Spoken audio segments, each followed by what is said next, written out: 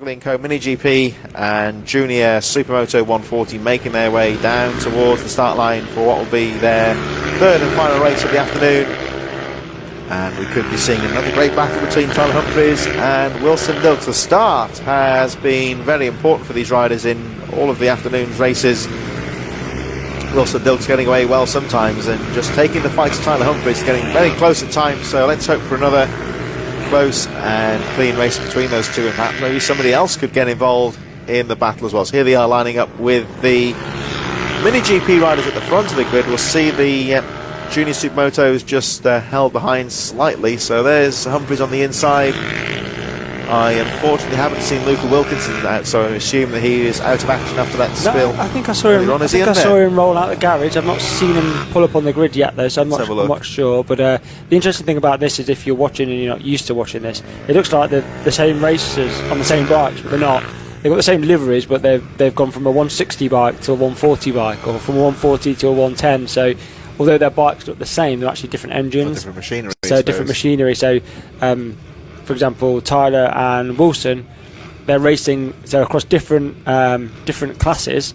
They're competing in different classes against each other, and they're consistently lapping within a certain time frame, as are others. So in different classes, different riders, like Travis, for example, in this class, he's slightly further back in the pack, so he's like seventh or eighth. Whereas in another class, he's first and second. So that's where they cross over in the development, and you see some rising to the front and some rising to the back. So yeah, it's just really good to see that they're competing at all levels, not just in one class. And you've got to, of course, have that skill to jump off to different types of machinery as well, and cope with that as well. So here we go then. Mini GPs about to get underway, and off they go. Good clean start. The Supermoto should be underway very shortly. Oh, look at that, Wilson Dilks around the outside. Nice move there to sweep around the outside and take the lead. So this time it's Wilson Dilks that gets the jump on the field, and these two riders at the moment, Tyler Humphries has been slightly quicker, but if Wilson Dilks get ahead, he's been able to maintain that gap at the front. That's right. So it'll be interesting now. So Wilson will want to get his head down and try and stay ahead as long as possible, and Tyler's going to obviously want to get past as quickly as possible. So the first couple of laps here could be interesting. It's going to be good to watch it, because I would say Tyler Humphries has been faster, but that has been marginal really. So Wilson Dilks, he has proved this afternoon already that if he can get ahead, he's got enough to hold on and take the checkered flag. It's their final race of the day for these two, and they'll be looking to have one last fight for the checkered flag, as Dilks again, very aggressively out of the corner, cuts across the front of Tyler Humphries. And Humphries is not perturbed by that one bit as they make their way down towards the McRae hairpin on the second lap. Dilks guarding that inside line, making that machine as wide as possible as Tyler Humphries tries to brake on the inside, square the turn off, but Dilks has got the line covered. And Wilson Dilks again through that right-handed hairpin. The Ironman's down the back straight he goes, heading towards the S's, and Tyler Humphries right on his tail. In second place, we've got Thordy Trevorrow in third, Wallace Doherty in fourth, Willoughby Cannon, Hudson Cooper in sixth, Travis Shaw seventh, Daniel Stevenson a bit further with Ethan Donning-Park Jazari in 10th. Rookie champion, I think, the last of the pack there, with Joel Grigg leading the junior Supermotos, George Bowes, Joshua Herring, Arthur Woods and Tyler Swift. Over the line they go once again, and Wilson Dilks holding on to that lead, but coming under a lot of pressure from Tyler Humphries, right on his tail in second place. Here they come up towards the top corner again. Wilson Dilks guarding that hairpin into McRae's. Oh, look at this though, with a good comeback there from Tyler Humphries. And again, they are fighting very close at the front here, Derv. Yeah, through that left-hand hairpin, they take a very different line. Tyler turns it really tight, whereas Wilson takes a real sweeper, so it's a very different line. And you see Lewis Mullen.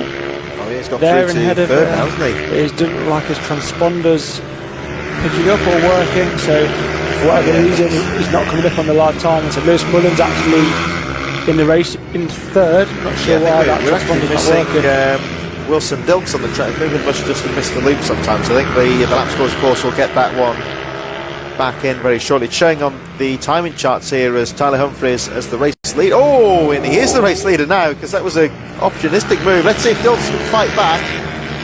They are side by side in timers, but of course Humphries has got the line. I'll tell you what there, I think Tyler Humphries saw half an opportunity. I think they were closing up on, I think it was Tyler Swift, I think. Yeah, and they saw a back marker and he thought, right, now's my chance, and he shot it up the inside, and really Wilson had nowhere to go, so it was a really difficult position for him. So they got through, the back marker got through as well, which was awesome, so that's good. But now you can see this is a race at the front of the pit bike, so this is Joel Grieg and Bowes. There's George Bowes. George Bowes, yeah. Behind him. Joshua Heading in there as well, possibly. Yeah, I think he's just a little bit behind, but Josh had a really brilliant weekend. He's picked up his first podiums this weekend, so he'll be absolutely loving life this week. Like I said at the start of the race here, is Joel Grieg, of course, on a very different bike this time. He's been riding on the more mini GP style machine, now back on the Supermoto and coming under some pressure. Oh, nice sweep out to the final corner there from George Bowes. Both of these lads will ride a mini GP as well, but they're both opted to jump on the more pit bike Supermoto style this weekend for one of their classes. So you can see that they're really adaptable in the way they ride, and they're both really competitive. Different riding style, you would say, on these bikes as well. Yeah, completely, yeah. Like you say, I think a more upright style, you would say, and George Bowes doing well to keep Joel Grieg behind him. He's made the move stick. Halfway through this race, Tyler Humphries still leading from Thorley to Rowrah. We're just watching this battle at the moment. On the edge of the top 10, leading with the pit bikes, of course, is George Bowes, 67. Back at the front of the pack itself, we've got Tyler Humphries, and still he can't shake off Wilson Dilks. No, it was much closer in this race, and it's good also to see that if you look a bit further down the pack in 5th place, is it Buchanan? Oh, Miller Buchanan, yeah.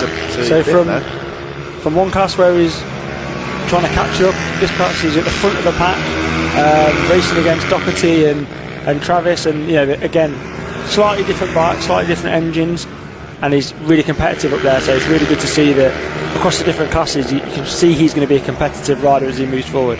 Yeah, he's running very strongly, of course, in that 5th place. Remember, of course, he was at the 5th place at the back of the field, so to speak, in Varley's, as he squeezed through past, I think that might have been Josh Herring, I think. Yeah. But Tyler Humphries, I think that brief moment past the back marker edge was just the advantage that Tyler Humphries needs, just to pull away slightly, and then, in small letters from Wilson Dilks. And it's opportunistic, I think it's the word I'm looking for. Very opportunistic, and he got through. I think somebody's just come off in front. I'm not sure who that is, but I was a stricken rider on the side of the track. George Bowes. George Bowes is down. George Bowes, yeah. George Bowes is down. I think on Sunny Bend. Yeah, going towards the sunny corner there. So over the sunny bend they go. Red flag has been out. I think there might have been 2 riders in that one as well, but sadly the red flag has been out. Tyler Humphries, I think, has seen that now, so slows down. Wilson Dilks behind him, and so sadly the red flag. 3 laps to go, so I don't know what's going to happen here.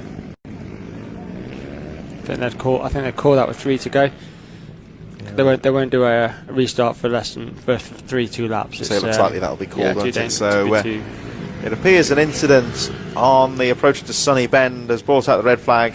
We believe it's George Bowes, the rider, caught up in that one, and get confirmation, of course, later. But the riders making their way back around the lap, and sadly, of course, the red flag coming out. So that means that fairly likely that Tyler Humphries will be declared the winner of that race. Wilson Dilks in 2nd as they make their way. Of course, the race has been halted. That is George Bowes there, I think, looking at the leathers with the white helmet, I believe. Yep, I think it was. I could see the bike. It looked like his bike. I've not seen. Oh yeah, Joel Grieg's there, so he wasn't involved in the accident. Joel Grieg is there, isn't he? He's We're not too sure if he was caught up in that one, but he's still on the bike, obviously. The good thing is, it looked like George Bowes was sat up. I think the medic was talking to him there, so hopefully it shouldn't be anything too serious. It could be something on the track. He could have crashed, and could have had an oil leak. He could have an engine blow. It could be anything. You never know. It's not always the rider. It's sometimes the bike and what that dumps onto the track. Yeah. But Bowes, it appears, is okay, fortunately. So the riders just being held momentarily by the marshal, being led on their way. So, like I said, I think this one will be called most likely with 3 laps to go. I'd have thought so. We'll have a look in a moment.